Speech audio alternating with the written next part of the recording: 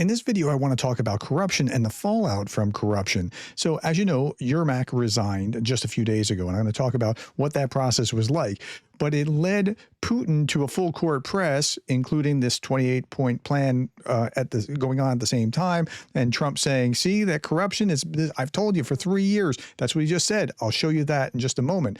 And then I'm going to talk about corruption and how that actually works post-Soviet Union so that you can see the bigger picture. So let's start with this.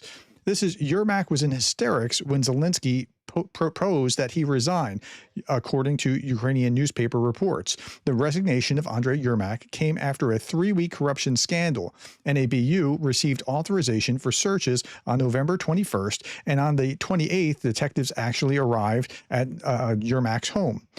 Security officials and ministers gathered in the president's office. They told Zelensky Yermak's influence was paralyzing the system and that his resignation was inevitable. So Zelensky, look, Yermak had helped Zelensky rise through his production company and even to the office of the presidency. But Yermak may have had some things going on that were maybe shady. I don't know what it is. We don't know the full extent of anything, but let's say. So Zelensky's not sacrificing the country for Yermak. He had to cut Yermak loose. Okay, when he was asked to submit a resignation letter, Yermak snapped, shouted at the president, accused everyone around him. This only sped up the decision. Zelensky later finalized his choice to dismiss him. Yermak spent the previous week demanding the dismissal of the SBU chief for failing to protect him. Okay, so it looks like Yermak had maybe some entitlement issues or something here and thought he was maybe above things and part of the inner circle and that sort of thing. Okay, with that being said, what happened after that is this today. It's being posted, by the way, by Kirill Dmitriev. Look at that. Okay, President Trump on corruption in Ukraine. We have corruption situation going on, which is not helpful. He's being asked about by reporters about corruption, and he's saying, yeah, they have a corruption issue in Ukraine. I think they want peace and they're going to settle. And then a little bit more of the clip said Ukraine had some difficult problems with corruption, and he said, it has been going on for 3 years, and I've been saying that for about 3 years. So that's not a good thing. It's showing that Trump's bias is against Ukraine, and you know that he leans toward Russia, right? So, okay. Now, Zelensky clearly faces political peril as corruption scandal consumes his top aide. That is, Yermak was the head of the presidential office, and it looks really bad. And it weakens Zelensky in some way. And then you see social media, figures like Che Bao's coming out. Ukraine has serious problems. They have a corruption situation that is not beneficial to them. But there is a good chance we can reach an agreement, President Donald Trump says.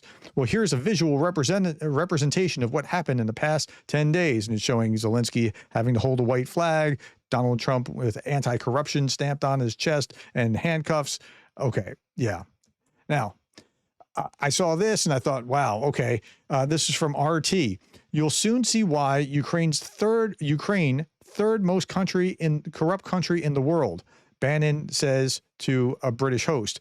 What 2 states have robbed over $350 billion from Western taxpayers? 1, we've not given them $350 billion, let alone robbed it. I mean, that's not how much Ukraine has gotten. That's a figure that's far beyond what the United States has actually given. 1 point something billion. Okay, 100 point something billion. Okay, but he's claiming that Ukraine is the 3rd most corrupt country in the world. That's not even close. Venezuela is the 3rd most corrupt country in the world. We can see that when we look at Transparency International. Syria, Yemen, Libya, Eritrea, Nicaragua, Sudan, North Korea, Haiti. We're not even close to Ukraine yet. Zimbabwe. And we keep going up. Oh, there's Russia. Now, from Russia, let's go up. 1, 2, 3, 4, 5, 6, 7, 8, 9, 10, 11, 12, 13, 14, 15, 16, 17, 18, 19, 20, 21, 22, 23, 24, 25, 26, 27, 28, 29, 30, 31, 32, 33, 34, 35, 36, 37, 38, 39, 40, 41, 42, 43, 44, 45, 46, 47, 48, 49, 50, 51. 51 places above Russia on the corruption index. That's better than Russia is Ukraine. So, okay. Now, I created this chart using some AI to understand what was going on here. The Soviet Union, the closer you are to the Soviet Union, the more corrupt you are, all other things being equal. And so this is all Soviet and Warsaw Pact countries. Now, there's two waves of this. There's a wave where the Soviet Union was formed, and that's back, 70 years ago, something like that. So here, and then there's the post-World War II Warsaw Pact countries being swallowed up, as well as some Soviet countries, Estonia, Latvia, and Lithuania, swallowed up within that. Okay, so it stands to reason that the more Soviet you are, here's Russia, and their number is 22, right? The lower you are on the CPI, the index, the more corrupt you are. The higher you are, the less corrupt you are. So Estonia, Lithuania, and Latvia and Slovenia are very, very high and much less corrupt than most of the rest of it, even though Estonia, Lithuania, and Latvia were enfolded into the Soviet Union proper, not just the Warsaw Pact. Then on the low end of post-World War II, you see the most corrupt is Hungary. Interesting, right? And then when you look down here, you see as far as corruption goes, Russia as a corrupt with 22. Ukraine's up here at 35. They're ahead, but remember, 69 years with the under the Soviet Union, 74 years with Russia, right? With the Bolshevik revolution and all that sort of thing. So the closer they had so much time with Russia, they've still been in that orbit, but they're nowhere near as corrupt as Russia. Okay, let's put that to bed. Now, at the same time, you have the U.S. government saying things like this. Now, this is the head of the U.S. Agency for Global Media is now completely indistinguishable from the head of Russia Today. This is Carrie Lake. She's the person in charge of the U.S. Agency for Global Media, including Radio Free Europe, repeating this. John McCain helped lead a color revolution in Ukraine, which is the reason that more than 1 million people have been killed or wounded, and hundreds of billions have been raided from America to fund Ukraine war.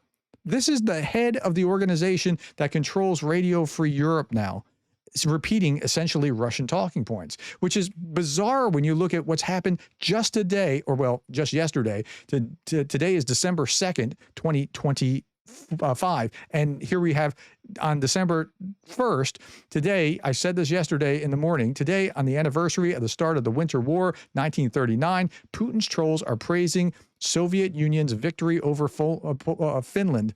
What did this victory look like? A country with a population of 170 million couldn't subdue a small neutral nation with a population of less than 4 million. That's what happened. I showed that yesterday morning. But there was also this yesterday, and I missed it. On this day in 1991, Ukrainians made history in a nationwide referendum on independence with an overwhelming 90% yes vote and 84% turnout of the people of Ukraine from Lviv to Donetsk, Kyiv to Crimea affirmed their sovereignty and rejected Soviet rule. This resounding choice by 28.8 million voters accelerated the USSR's collapse and set the foundation for free nation. Now, I talk about this sometimes where you don't see this very often with such a high percentage, except that Ukraine's been for centuries trying to get out from the thumb of the Russians who seek to enfold them into their empire or Soviet Union or now the Ruski Mir. And then we also saw this same day, December 1st, massive demonstrations erupted in Kyiv on 1 December 2013 as tens of thousands of Ukrainians occupied and blockaded key government buildings, demanding the resignation of President Viktor Yanukovych. Prime Minister Mykola Azarov and the cabinet.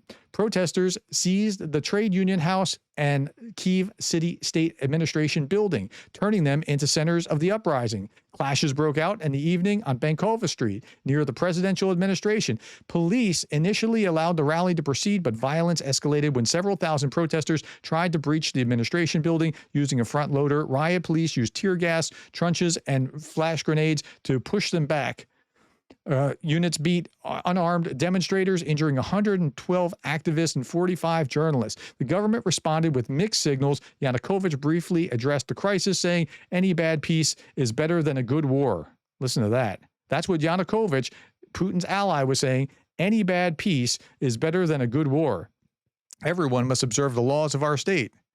Okay. Today, public mobilization continues as Ukrainians continue to fight in a struggle for democracy and freedom that persists on the front lines. But again, the date, yesterday, 1 December 2013. How about that? And that is in light of what Carrie Lake was just saying about McCain. Just the day before that, McCain helped lead a color revolution in Ukraine. All right. Well, that's all that I have to talk about corruption and the effect of corruption and what's really going on. I hope that is instructional and helps you frame what's going on. Tell me if this was useful to you. Put that in the comments below. Thank you, my friends, for the time. Thank you to Peter Fucci, a graduate student, YouTube member. Thank you for your support. Thank you for the likes, the shares, and the subscribes. Thank you more than anything else, my friends, for being the kind of person who cares about Ukraine.